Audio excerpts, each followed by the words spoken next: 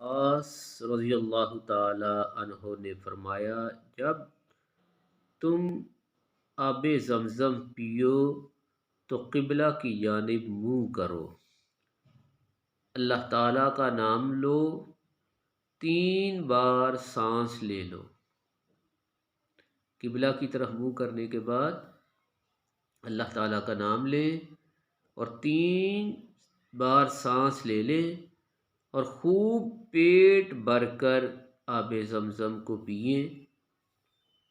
جب آب زمزم پی لیں تو اللہ تعالیٰ کی حمد کریں، کیونکہ نبی کریم رؤوف الرحیم صلی اللہ تعالیٰ علیہ وآلہ وبارک وسلم نے ارشاد فرمایا، ہمارے اور منافقین کے مابین فرق یہ ہے کہ وہ زمزم پیٹ بھر کر نہیں پیتے۔